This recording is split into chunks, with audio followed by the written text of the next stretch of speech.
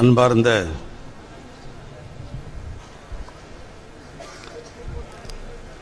நாமக்கல் மாவட்டம் நெடுஞ்சாலைத்துறையின் சார்பாக நடைபெறுகிற இந்த நல்லதொரு நிகழ்ச்சிக்கு தலைமை பொறுப்பேற்றிருக்கிற மாவட்டத்தினுடைய ஆட்சித்தலைவர் அன்பிற்குரிய திருமிகு மருத்துவர் சகோதரி உமா ஐஏஎஸ் அவர்களே, நிகழ்ச்சியிலே சிறப்பு நிகழ்த்திய ஆதிதிராவிடர் மற்றும் பழங்குடியின நலத்தினுடைய அமைச்சர் மாண்புமிகு மருத்துவர் அன்பு சகோதரர் மதிவேந்தன் அவர்களே, ஒரு சட்டமன்ற உறுப்பினர் எப்படி இருக்க வேண்டும் என்பதற்கு இலக்கணமாக இருந்து சட்டமன்றத்திலே மக்களுடைய கோரிக்கையை எடுத்து ஏமிக் கொண்டிருக்கிற எனது அன்பிற்குரிய நண்பர் சட்டப்பேரவை உறுப்பினர் ஈஸ்வரன் அவர்களே, நிகழ்ச்சியிலே வரவேற்பினருக்கு நெடுஞ்சாலைத்தினுடைய கண்காணிப்பு பொறியாளர் சசிகுமார் அவர்களே, திட்ட விளக்குரையாற்றிய கட்டுமானம் மற்றும் பராமரிப்பினுடைய தலைமை பொறியாளர் சத்யபிரகாஷ் அவர்களே, நாடாளுமன்றத்தினுடைய உறுப்பினர் அருமை நண்பர் மாதேஸ்வரன் அவர்களே, இங்கே உங்களை எல்லாம் சந்திக்கிற ஒரு வாய்ப்பை ஏற்பாடு செய்து நம்முடைய சட்டப்பேரவை உறுப்பினர் நண்பர் ஈஸ்வரன் எண்ணுகிற எண்ணத்தை ஈடேற்றுவதிலே அவருக்கு உறுதுணையாக இருந்து சிறப்பாக பணியாற்றி கொண்டிருக்கிற நகர அமைப்பு மண்டல திட்டக்குழு உறுப்பினர் எனது அன்பு சகோதரர் மதுரா செந்தில் அவர்களே, நிகழ்ச்சியிலே பங்கு பெற்றிருக்கிற எங்களுடைய துறையினுடைய சிறப்பு அலுவலர் பொறியாளர் சந்திரசேகரன் அவர்களே, திருச்செங்கோடு நகராட்சியினுடைய தலைவர் சகோதரி திருமதி நளினி சுரேஷ் பாபு அவர்களே, துணைத் தலைவர் கார்த்திகேயன் அவர்களே, இந்த பகுதியினுடைய நகரமன்ற உறுப்பினர் முருகேசன் அவர்களே, திட்டக்குழுவுடைய தலைவர் தங்கவேல் அவர்களே, நிறைவாக நன்றி சொல்ல இருக்கிற கோட்ட பொறியாளர் திரு குணா அவர்களே, என்னோடு சென்னையிலிருந்து வருகை புரிந்திருக்கிற எங்களுடைய நெடுஞ்சாலைத்தினுடைய இயக்குனர் பொறியாளர் சரவணன் அவர்களே, தலைமை பொறியாளர் தேவராஜ் அவர்களே, தலைமை பொறியாளர் ஜப செல்வியன் அவர்களே, நிகழ்ச்சியில் கலந்து கொண்டிருக்கிற பல்வேறு ஊராட்சிகளிலிருந்து வருகை கொண்டிருக்கிற ஊராட்சி மன்றத்தினுடைய தலைவர்களே, திருச்செங்கோடுடைய நகரமன்ற உறுப்பினர்களே, இந்த மாவட்ட வளர்ச்சிக்காக அல்லும் பகலும் அயராது பாடுபட்டு கொண்டிருக்கிற மற்ற துறைகளை சார்ந்த ஏனைய அலுவலர்களே, பாசமுள்ள பத்திரிகை நண்பர்களே, தொலைக்காட்சி நண்பர்களே, நான் சார்ந்த இயக்கத்தை சார்ந்த என்னுடைய அன்பு உடன்பிறப்புகளே, அருமை நண்பர்களே, திரளாக கூடியிருக்கிற தாய்மார்களே, உங்கள் அத்தனை பேருக்கும் இந்த கால நேரத்தில் எனது அன்பு கலந்த வணக்கத்தை நான் முதலிலே தெரிவித்துக் கொள்ள நான் விரும்புகிறேன். திருச்செங்கோடு என்று சொன்னால் எனக்கு மிக மிக பிடித்த ஊர் இந்த திருச்செங்கோடு. காரணம், சமுதாயத்திலே ஆணும் பெண்ணும் ஒன்றுதான் என்ற தத்துவத்தை ஆன்மீகத்தின் மூலமாக வெளிப்படுத்திய மண் எது என்று சொன்னால் இந்த திருச்செங்கோடு தான். ஏன்னா இந்த ஊரில் தான் அர்த்தநாயசர் இருக்கிறார். ஆன்மீகத்திலே ஆணும் பெண்ணும் சமம்தான் என்று தத்துவத்தை வெளிக்க இந்த ஆன்மீக மண் ஏன் எனக்கு பிடிக்கிறது என்று சொன்னால், தமிழ்நாட்டை 5 முறை ஆண்டிய தமிழ்நாட்டுடைய முதலமைச்சராக இருக்கிற என் நெஞ்சமெல்லாம் இருந்திருக்கிற என் அன்பு அண்ணன் கலைஞர் அவர்கள்தான் ஆட்சியில் ஆணும் பெண்ணுக்கு சமம் என்று சொத்தை பிரித்து கொடுத்த வரலாறு தெரியும் உங்களுக்கெல்லாம். அர்த்தநாசிரியர் என்பது தத்துவத்தின் வெளிப்பாடாக இருந்தால் அரசியலை பயன்படுத்தி ஆணையிட்டவர் ஒரே வயிற்றில் பிறக்கிற ஆணும் பெண்ணும் சமம்தான், எனவே சொத்திலே சமமான பங்கு உண்டு என்று சொன்னவர் கலைஞர்.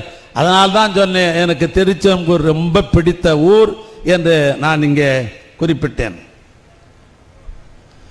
இங்க பல கோரிக்கைகள் எல்லாம் இங்கே வைக்கப்பட்டது. அந்த கோரிக்கை வைக்கிற பொழுது என்னுடைய சிந்தனைகள் எல்லாம் சட்டமன்றத்தை நோக்கி போய் கொண்டிருந்தது. நான் ஏதோ எங்களுடைய தோழமை கட்சி தலைவர் என்பதற்காக சட்டமன்ற உறுப்பினர்களுக்கெல்லாம் ஒரு இலக்கணமாக இருக்கிறார் என்று சொன்னது ஏதோ முகஸ்துதிக்காக அல்ல. எதை எப்படி நாசுக்காக சொல்ல முடியுமோ, எதை எப்படி சுட்டி காட்ட முடியுமோ, எதை சிரிச்சு அரசாங்கத்திலே முதலமைச்சராக இருந்தாலும், துறை அமைச்சராக இருந்தாலும், அமைச்சர் பெருமக்களாக இருந்தாலும் அது பக்குவமாக பேசி இந்த ஊரினுடைய வளர்ச்சிக்காக, இந்த தொகுதியினுடைய வளர்ச்சிக்காக சிறப்பாக பாடுபட்டு கொண்டிருக்கிற உறுப்பினர் யார் என்று சொன்னால் என்னுடைய அருமை நண்பர் ஈஸ்வர் என்று சொன்னால் மிகையாக.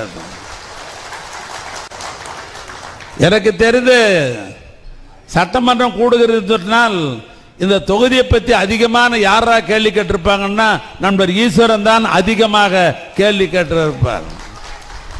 கேள்வி கேட்டால்தான் கோரிக்கை நிறைவு செய்ய முடியும். ஏன்னா சட்டமன்ற உறுப்பினர் கோரிக்கையை எழுப்புகிற பொழுது கேள்வி நேரத்தில் அந்தந்த துறையினுடைய அமைச்சர்கள் குறிப்பு எடுத்துக்கொண்டு அதை செய்ய வேண்டும் என்று கருதுவார்கள். சில பேர் சட்டமன்ற உறுப்பினர் ஆவாங்க, அதை செய்கிறேன் இதை செய்கிறேன் ஆவாங்க. ஆனால் சட்டமன்றத்துக்கு போய் வாயே திறக்க மாட்டான். எனக்கு பல்லு இருக்குதான்னு கூட நம்மளால் கண்டுபிடிக்க முடியாது. அப்படி சில சட்டமன்ற உறுப்பினர்கள் பணியாற்றியிருக்கிறார். காரணம், நான் சட்டமன்றத்தில் நீண்ட நெடுங்காலமாக நான் பணியாற்றி கொண்டிருக்கிறேன். எதிர்கட்சி சட்டமன்ற உறுப்பினராகவும் பணியாற்றியிருக்கிறேன், ஆளுகிறத்தில் அமைச்சராகவும் சட்டமன்ற உறுப்பினராகவும் பணியாற்றுகிற காரணத்தினால் எனக்கு சட்டமன்றத்தினுடைய நீண்ட நெடிய வரலாறு எனக்கு தெரியும். ஆனால் இந்த திருச்செங்கோடு ஒரு நல்ல சட்டமன்ற உறுப்பினரை, அதுவும் எங்கள் சின்னத்திலே வெற்றி பெற்ற ஒரு சட்டமன்ற உறுப்பினர் சிறப்பாக இங்கே பெற்றிருக்கிறீர்கள். ஆனால் உங்கள் அத்தனை பேருடைய கரவொலியை நான் எண்ணுகிற பொழுது அவருக்கு நீங்கள் எல்லாம் வாழ்த்து சொல்வது என்னுடைய கடமை என்கிற நேரத்தில் அவர் என் வாழ்த்த முதல்ல நான் கடமைப்பட்டிருக்கிறேன். அவர் ஒரு பொறியாளர். அவர் பொறியாளராக இருக்கிற காரணத்தினால்தான் என் துறையே பொறியாளர் துறை. இன்னும் சொல்ல போனால் பொறியாளர்கள் நிரம்பி இருக்கிற துறை என்னுடைய துறை. ஆனால் இந்த துறையுடைய சூட்சுமங்கள் எல்லாம் அறிந்தவர். கேள்வி கேட்கிற பொழுதே இந்த துறையில் என்னென்ன பணிகள் நாங்கள் ஆற்ற வேண்டும் என்பதை கேள்வி மூலமாக கேட்டு விடுவார். நான் எழுந்து திட்ட மதிப்பீடு தயார் செய்யணும்னு சொல்றது கூட விட மாட்டார்.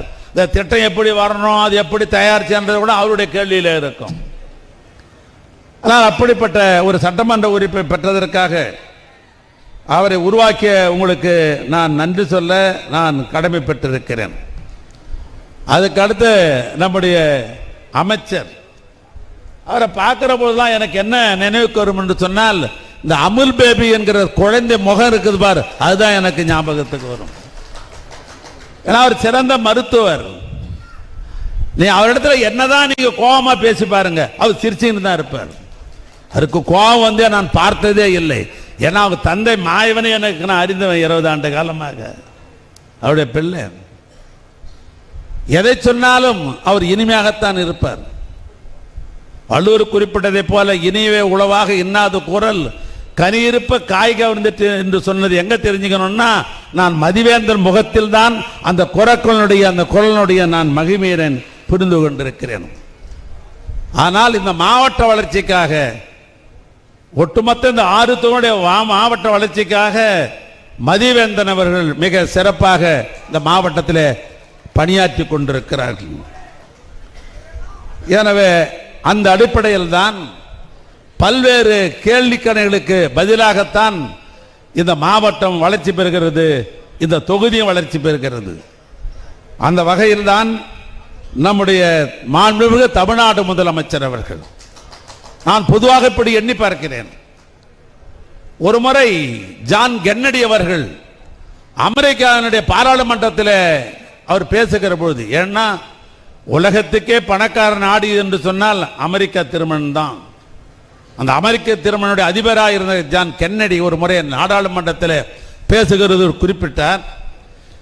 இது இந்த அமெரிக்காவுடைய பொருளாதார வளர்ச்சி இன்றைக்கு பெற்றிருக்கிறது என்று சொன்னால் அதற்கு அடிப்படை காரணம் அமெரிக்காவிலே நெடுஞ்சாலைத்துறையின் மூலமாகத்தான் பெரும் பங்கு வகிக்கிறது. எனவே நெடுஞ்சாலைத்துறை சிறப்பாக அமைந்திருக்கிற காரணத்தினால்தான் அமெரிக்காவுடைய பொருளாதாரம் வளர்ச்சி பெற்றிருக்கிறது என்று நாடாளுமன்றத்தில் ஜான் கென்னடி சொன்னார். அதனால்தான் தமிழ்நாட்டு முதலமைச்சர் பொறுப்பேற்ற உடனேயே இந்த திராவிட மாடல் ஆட்சியில் சாலைகளுக்கு முக்கியத்துவம் தர வேண்டும். தமிழ்நாட்டில் சாலை முக்கியத்துவம் பெற்றால் தான் தமிழ்நாட்டில் பொருளாதார வளர்ச்சி பெறும். பொதுவாக சாலை வளர்ச்சி பெற்றால்தான் விவசாயி உற்பத்தி செய்கிற பொருள் சந்தைக்கு போக வேண்டும். எப்படி சாலை இல்லாமல் சந்தைப்படுத்த முடியுமா? ஒண்ணு வேணாம், ஒரு ஃபேக்டரி இருக்கிறது. சிப்காட்டில் உற்பத்தி செய்யப்படுகிற எந்த பொருளாக இருந்தாலும் தொழிற்சாலையில் உற்பத்தி செய்கிற பொருள் சந்தைப்படுத்த வேண்டும் என்று சொன்னால் நாமக்கல்ல சந்தைப்படுத்த முடியுமா?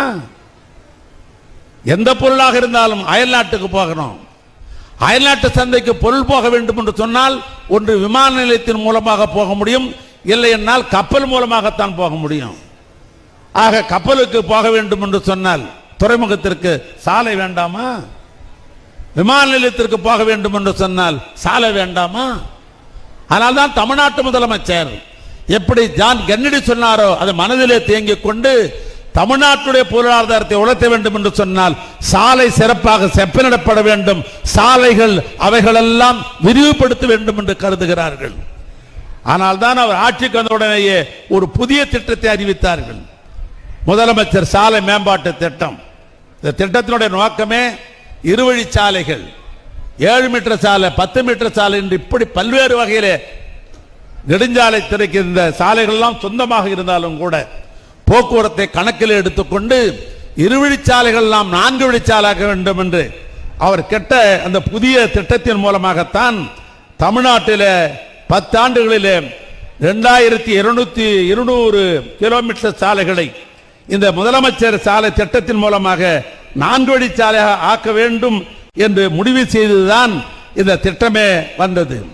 அந்த அடிப்படையில் தான் தமிழ்நாட்டில் இந்த 3 ஆண்டில் 21-22 இந்த நிதியாண்டில் 255 கிலோமீட்டர் 2124 கோடி ரூபாய்க்கும் 22-23 நிதியாண்டில் 1407 கோடி ரூபாய்க்கும் 2023-24 1469 கோடி ரூபாய்க்கும் இந்த நிதியாண்டில் 254 கிலோமீட்டருக்கு 1681 கோடி ரூபாயும் பணிகளை செய்ய வேண்டும் என்று தமிழ்நாட்டு முதலமைச்சர் எங்கள் துறைக்கு ஆணையிட்டார்கள். அந்த வகையில் தான் இந்த நிதியாண்டில் நாமக்கல் மாவட்டத்தில் இங்கே நாம் தொடர்ந்து வைத்திருக்கிறோமே. இப்படி பல நிலைகளில் இந்த திட்டம் என்னைக்கு வந்ததோ அன்னிலிருந்து நாமக்கல் மாவட்டத்தில் ஒரு நிதியாண்டிலும் இந்த முதலமைச்சர் சாலை விரிவாக்க திட்டம் நடைபெற்றுக் கொண்டிருக்கிறது. அந்த வகையில் தான் இந்த மாவட்டத்தில் 10 கிலோமீட்டர் நீளத்திற்கு 73 கோடி மதிப்பீட்டில் பணிகள் எடுக்கப்பட்டது. இந்த ஆண்டு நடப்பாண்டில் 99 கோடி மதிப்பீட்ட 2 பாலப்பணிகள் 2 பணிகள் எடுக்கப்பட்டது.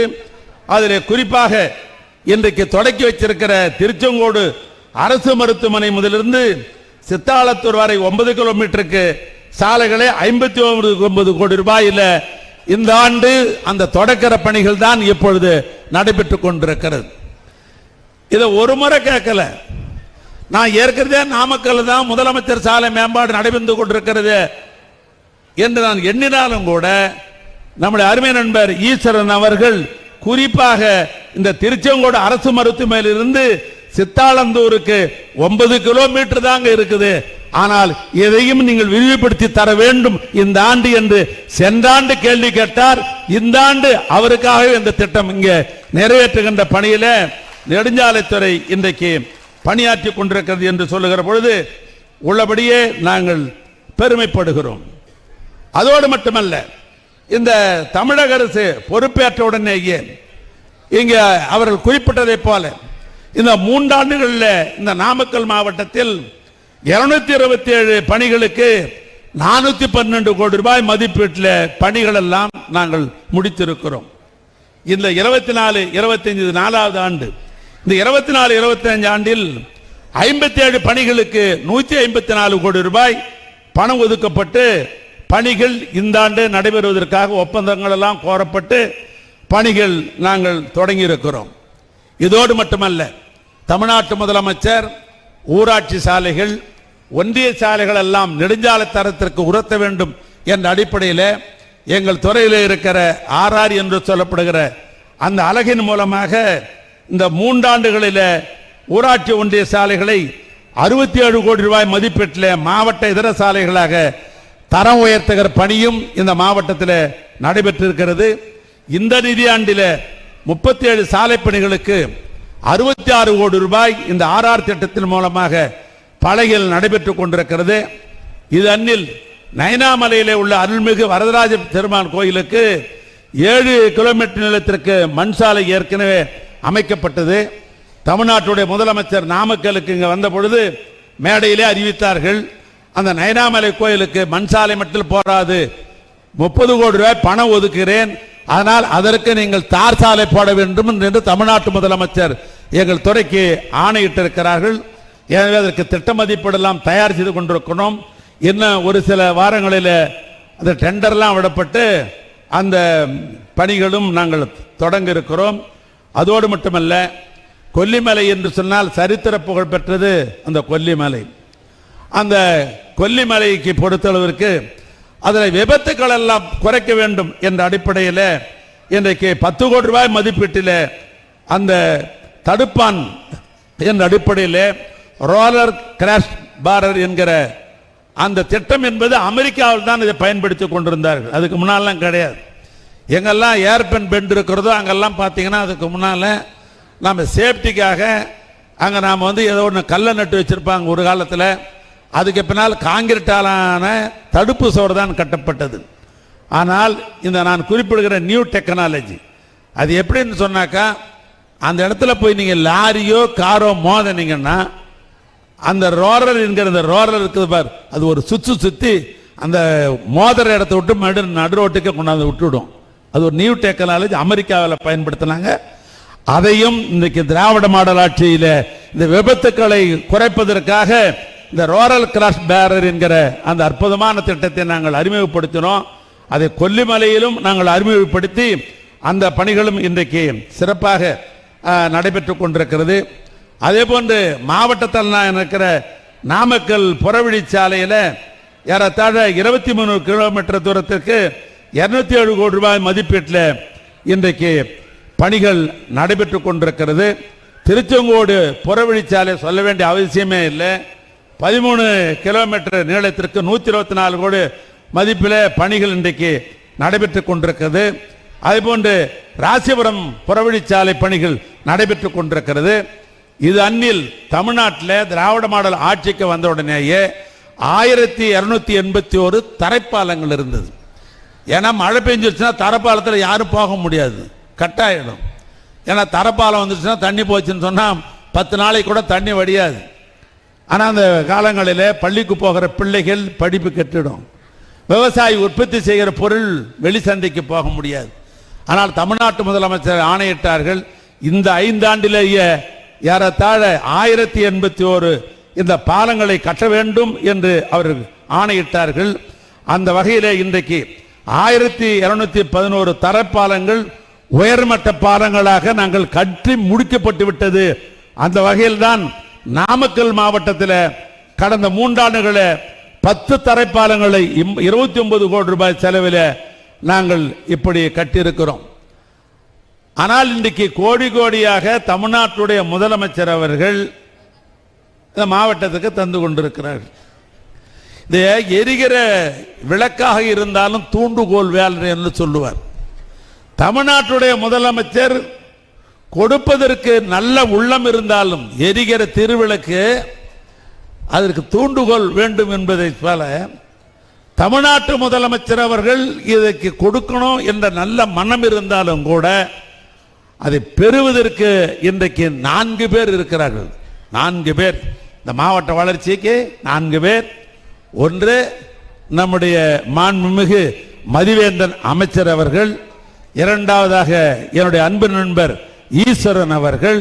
இது அன்னில் தமிழ்நாட்டுக்கே நிதி கொடுக்கிற பைனான்ஸ் செக்ரட்டரின்னு சொல்லுவாங்க, நிதி செயலாளர் பேர். அவர் யாரான்னு கேட்டா அவரும் நாமக்கல் மாவட்டத்துக்காரராகத்தான் இருக்கிறார். அதுபோக முதலமைச்சராக இருக்கிற அவருக்கு பக்கத்தில் இருந்து அவர் சொல்லுகிற பணிகளை நினைவூட்டுகின்ற இடத்துல என் தம்பி தினேஷ் அவர்கள் இந்த மாவட்டத்தை சார்ந்தவராக இருக்கிற காரணத்தினால், முதலமைச்சரே உங்கள் மாவட்டத்துக்கு வேண்டியவராக இருக்கிற காரணத்தினால்தான் நான் பிறந்த திருவண்ணாமலை மாவட்டத்தை விஞ்சுகிற அளவுக்கு இந்த மாவட்டத்தில் சிறப்பாக பணியாற்றுகிறார்கள். எனவே இந்த நேரத்தில் முதலமைச்சர் கொடுக்கிற கோமானாக இருந்தாலும் இந்த மாவட்ட வளர்ச்சிக்காக பாடுபடுகிற இந்த 4 பேரையும் நான் மனதார பாராட்ட நான் கடமைப்பட்டிருக்கிறேன். அந்த வகையில் இந்த மாவட்ட வளர்ச்சி குறித்து இவ்வளவுதான் செய்தாலும் கூட கோரிக்கை என்பது இல்லை என்று சொன்னால் அரசியல்வாதிக்கு தூக்கமே வராது. ஆமா, என்னதான் செய்தாலும் கோரிக்கை என்பது வராது இருந்ததே கிடையாது. 2 சக்கர வாகனம் மோப்பட்டில் போறோம், 4 சக்கர வாகனம் எதிர்பார்க்கிறான் மனித வாழ்க்கையில். 4 சக்கர வாகனில் போறவன் மாருதிக்காரனா மாத்திடுன்றான். இப்ப என்னன்னா லேண்ட் குருசரில் போலாமான்னு நினைக்கிற காலம் இந்த காலம். மனிதனுடைய சிந்தனைகள் எப்பொழுதும் முன்னோக்கி தான் சிந்திக்கணும், வளர்ச்சி அப்பதான் பெற முடியும். ஆனால் இவ்வளவு நான் செய்தாலும் நம்முடைய அருமை நண்பர் ஈஸ்வரனுக்கு இன்னும் மன நிறைவு அடையவில்லை. அவருக்கு பக்கவாத்தியமாக என் தம்பி மதுரா செந்தில் அவர்களும் அவர் ஒரு பட்டியலை போட்டு அவரும் மன நிறைவடையவில்லை. ஆனால் இங்கே எனக்கு தெரிந்த 4 கோரிக்கைகள் வைத்தார்கள், அதை குறிப்பெடுத்துக் கொண்டேன். எங்களுடைய தலைமை பொறியாளர் நம்முடைய சத்யபிரகாஷ் அவர்களையும் சிறப்பு அலுவலர் நம்முடைய பொறியாளர் சந்திரசேகர் அவர்களையும் நான் கூப்பிட்டேன். அவர்கள் இப்பயே சொல்லிட்டாங்க மேடையில் 3க்கு டிபிஆர் தயார் பண்ணிட்டு அடுத்த ஆண்டுக்கே இதை கொண்டு வருவதற்கு வேண்டிய முயற்சிகள் நாங்கள் எடுக்கிறோம் என்று சொல்லியிருக்கிறார்கள். எனவே அந்த திட்ட மதிப்பீடு தயார் செய்த உடனேயே தமிழ்நாட்டு முதலமைச்சர் என் அன்பிற்குரிய அண்ணன் முதலமைச்சரிடத்திலே சென்று நம்முடைய அருமை நண்பர் நம்பிக்கை உரியவர், நம்பிக்கைக்கு புரிஞ்சுங்க, நம்பிக்கைக்கு உரியவர் அருமை நண்பர் ஈஸ்வரன் அவர்கள் இந்த கோரிக்கையை வைத்திருக்கிறார்கள். ஆனால் உடனே அதை நிறைவேற்ற வேண்டும் என்று உங்கள் சார்பாக, யார் சார்பாக, ஈஸ்வரன் சார்பாக, மதுரா செந்தில் சார்பாக, என் தம்பி மதிவேந்தன் சார்பாக உங்கள் கோரிக்கையை தமிழ்நாட்டு முதலமைச்சரிடத்திலே நான் கோரிக்கையாக வைத்து இந்த மாவட்ட வளர்ச்சிக்காக எங்கள் நெடுஞ்சாலைத்துறை சிறப்பாக பணியாற்றும் என்று தெரிவித்துக் கொண்டு ஒன்று மட்டும் நான் சொல்றேன், வந்திருக்கிற தாய்மார்களே, நான் நாமக்கல் மாவட்டம் என்று பிரிப்பதற்கு முன்னால் சேலம் மாவட்டமாக இருந்த காலத்திலேயே இந்த மாவட்டத்தை நான் அறிந்தவன். நான் என்னுடைய நண்பர்கள்லாம் இப்பொழுது எங்கே திக்குவராக போயிருக்கிறார்கள், அங்கங்க போயிருக்கிறார்கள். நான் மேடையில் அரசு மேடை சொல்ல தயாராக இல்லை. எனக்கு மெட்டாலாவும் தெரியும், எனக்கு புதுப்பாளையமும் தெரியும், ராசிபுரமும் தெரியும், நாமகிரிப்பேட்டையும் தெரியும். இங்க இருக்கிற இந்த நாமக்கல்லை சுத்தி நான் இருந்த பணியாற்றியவன். நான் 40 ஆண்டு காலம் நான் அறிந்த ஊர் இந்த ஊர். அரசியலுடைய தட்பவெட்பங்கள் எல்லாம் எனக்கு நிரம்ப தெரியும். ஆனால் எனக்கு தெரிந்த அளவுக்கு இந்த திராவிட மாடல் ஆட்சியிலே தமிழ்நாட்டு முதலமைச்சர் இந்த மாவட்டத்துக்கு செய்கிற அளவுக்கு எந்த ஆட்சியும் செய்யவில்லை. இதுதான் உண்மை உண்மை உண்மை. அதனால் அப்படி பார்த்து பார்த்து திட்டங்களை நிறைவேற்றிக் கொண்டிருக்கிற திராவிட மாடல் ஆட்சி தமிழ்நாட்டு முதலமைச்சருக்கு வந்திருக்கிற தாய்மார்களே, இந்த கூட்டம் அந்த கூட்டம் எந்த கூட்டம் தேர்தல் என்றிருக்கிறதெல்லாம் உள்நோக்கி பார்க்காமல் நீங்கள் நமக்கு யார் நம்ம இல்லம் தேடி பணிகளை ஆற்றுகிறார்கள், நம் ஊருக்கு யார் நல்லது செய்கிறார்கள், இந்த மாவட்ட வளர்ச்சிக்காக யாரு பாடுபடுகிறார்கள் என்பதை சீர்தூக்கி பார்த்து தமிழ்நாட்டு முதலமைச்சர் பக்கம் நீங்கள் அத்தனை பேர் இருக்க வேண்டும் என்று கேட்டு உரையை நான் நிறைவு செய்கிறேன். நன்றி, வணக்கம்.